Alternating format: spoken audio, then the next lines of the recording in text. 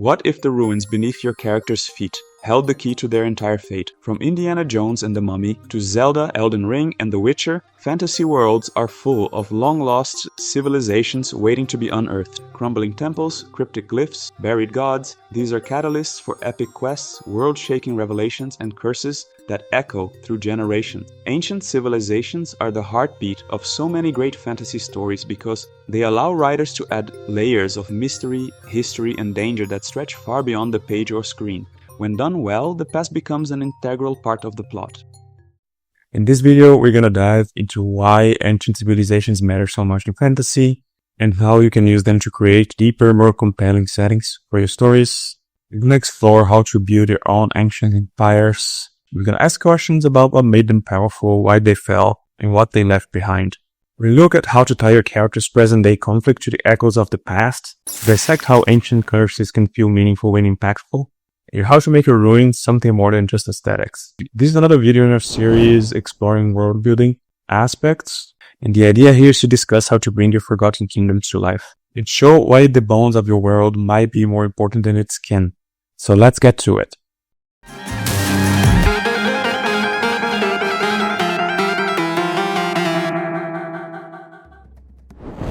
Ancient civilizations add temporal depth to your fantasy setting. A forest is more than a forest when you know a lost kingdom once thrived beneath its canopy. A sword is more than a weapon when it was forged by a long-dead culture with forgotten gods. These civilizations transform static maps into layered timelines. They give your world a sense of history, of legacy, of weight. Fantasy becomes a place where the past and present are constantly in conversation. The ruins your characters stumble across are echoes of decisions made centuries ago, of empires that rose and fell long before the story even begins. That's what makes ancient civilizations so compelling. They introduce mystery, awe, and danger in a single breath. Why did they fall? Was it war, hubris, divine punishment? What did they know that your current world has forgotten, or worse, deliberately erased? And more importantly, who's trying to bring it all back? Ancient civilizations can really transform the stakes. Take Elden Ring, for example. The lands between are filled with crumbling architecture, scattered statues, and silent echoes of civilizations long gone. Players explore a world, and they also excavate it. Every ruin holds a story. The Erd Tree is a remnant of a golden age corrupted by divine ambition. The game never spoon-feeds lore, but rewards curiosity. The more you piece together who ruled, who fell, and what power they tried to control, the more you realize that the player is not a hero forging a new future, but a wanderer crawling through the bones of the past, trying to make sense of the wreckage. So we discussed before here in the channel how to make your world building feel more lived in. In another video, we discussed how to expand your world building from a width point of view. And when we talk about these ancient civilizations and the history behind your world, we're talking about how to increase the depth, right? So both of these aspects are super important if you want to focus on world building in your story. For the history aspect though, which is the focus of the video, you should probably ask yourself what came before, what's going on now, what vanished and why, what myths survived and why. Sometimes the myths that survive have a political reason behind this. Just look at hero history. Who wants to restore these past aspects and who wants to bury it forever and why? All these questions, if you explore them enough, they're fascinating. When you weave ancient civilizations into your story, you give your world memory, and memory creates meaning.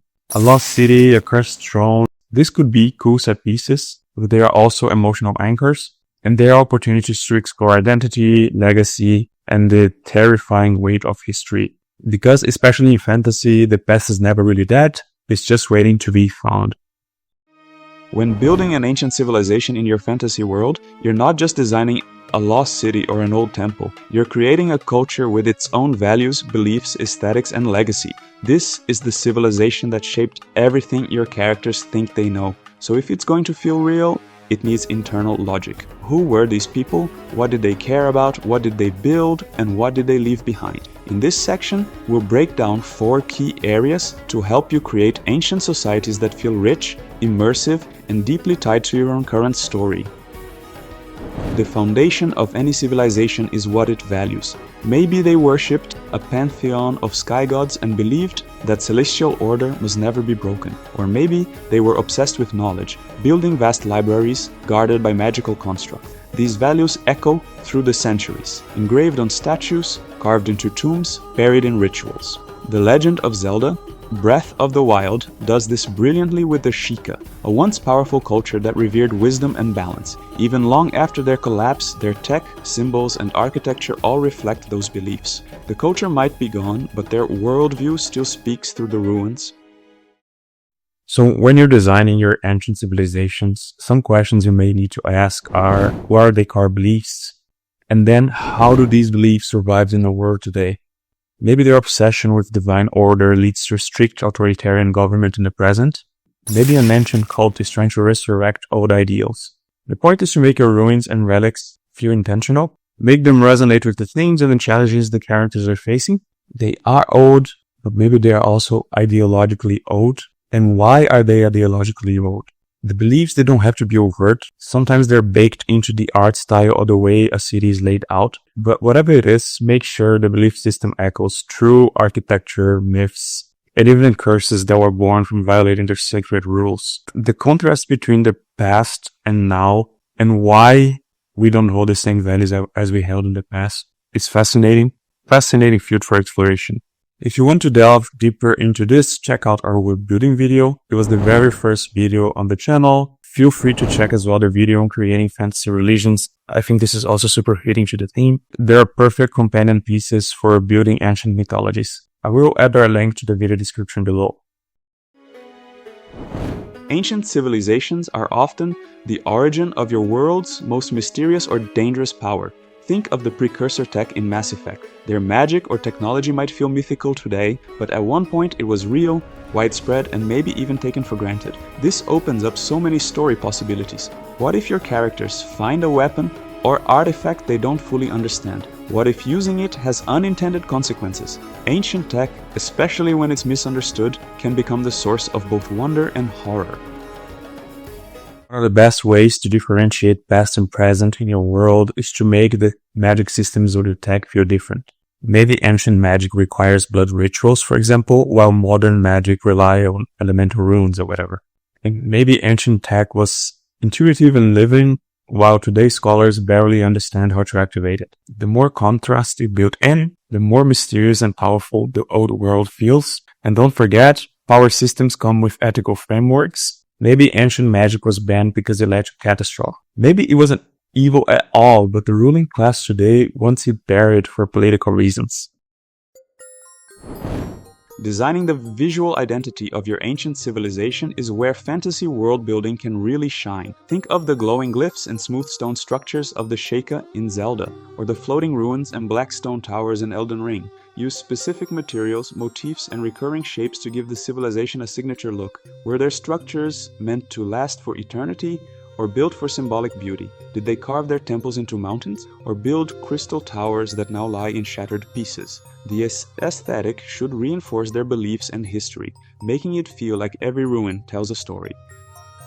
When designing the look of your ancient world, don't be afraid to draw from real history, of course, and then just turn the dial up to 11. Take inspiration from Mesopotamian pyramids, Mesopotamian ziggurats, or the golden motifs of ancient Egypt. Or add your own twist. Maybe their monuments change shape under the moonlight, or maybe their statues weep sand when approached. These little touches add some whimsicality and fantastical weirdness that makes the ruins feel magical and otherworldly. It is still fantasy after all, but it's cool that they're still grounded in something recognizable. You want your audience to look at a crumbling archway and feel the weight of time and history, even before anyone says a word. Perhaps the most important part of any ancient civilization is how it fell. The collapse is often where your current story begins. Did a cataclysm wipe them out? Did they anger their gods? Was it a slow rot from within? In The Lord of the Rings, the fall of Numenor, an Atlantis-like kingdom corrupted by pride and power, still shapes the politics and bloodlines of the present. These downfalls can leave behind curses, locked tombs, or buried secrets no one wants uncovered. And narratively, it lets your characters feel like they're dancing on the edge of a past mistake that's ready to repeat. I think the collapse of this old civilization as a big turning point, of course, and a huge event, so make sure to give it the proper weight. This is where you plant your forbidden knowledge, your sealed gods, your doomsday devices. It's a myth that the current world wants to forget for some reason, and that your characters are about to rediscover. And collapse as well doesn't have to be always dramatic and immediate. Sometimes civilizations fade slowly. The last one of their kind vanishes into legend, and this slow build-up and process, it can also be super fascinating.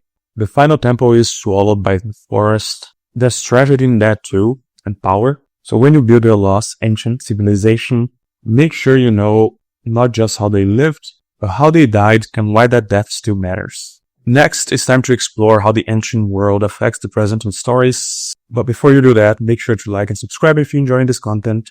Every resource on the channel is completely free, including our Discord server, Loregeist Tavern. Link for that in the video description. So the best way to support us is by just helping us appease the algorithm gods. With that out of the way, let's move on with the video.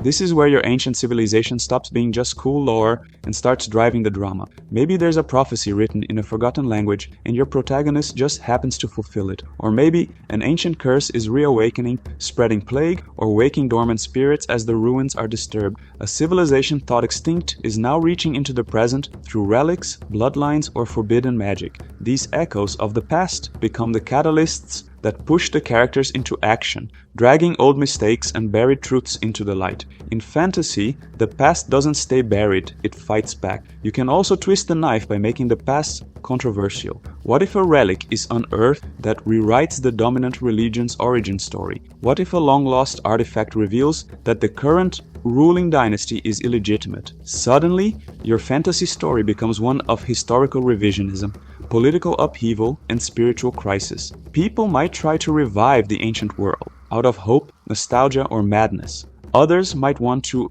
erase it completely, afraid of what will happen if those old gods, powers, or truths resurface. This tension between preserving and burying the past is a perfect playground for the plot. When you use an ancient civilization in your story, don't just bury it under layers of dust and mystery. Make it matter somehow. Let the old world bleed into the new one. Let your characters suffer under its weight or rise because of it. This is where the real power and narrative interest lies. Not in what was, but in what still lingers. Maybe the villain is not trying to destroy the world. Maybe they're trying to bring it back. Hell, maybe even the ancient world is better than what we have now. This is how you make ancient. Curses in fantasy aren't just about spooky vibes or haunted ruins. They're the emotional scars of a fallen civilization. A curse might be the consequence of divine betrayal, the punishment for a genocide, or the spiritual fallout of an empire's collapse. These curses carry weight because they represent unresolved trauma. They linger, infecting bloodlines, towns, even entire regions, as if the land itself refuses to forget what happened. In The Mummy, the resurrection of Imhotep isn't just a scare tactic. It's a curse born from betrayal, forbidden love, and a culture's attempt to erase its shame. Curses work best when they aren't random. They're history demanding justice. Relics and forgotten gods are equally powerful tools when tied to emotion and belief. A magic sword is cool, but it's even better when it's the sword of a failed king, still humming with regret. A crown might grant power, but also memories of a tyrant's madness. Forgotten gods too are rich with narrative potential. Do people still whisper their names? Do they demand worship in secret? Were they overthrown? Or are they simply waiting to return? So when you include a curse, a relic, or a forgotten god in your story, don't just ask, what does that do? Ask, what does it mean? Who created it and why? What does it symbolize in your world? Is it a warning? Is it a promise? A lie that's been passed down for generations. Make them feel like relics of our unresolved conflict, because your fantasy setting could also be haunted by memory. And memory, as we've seen, could be the most powerful type of magic.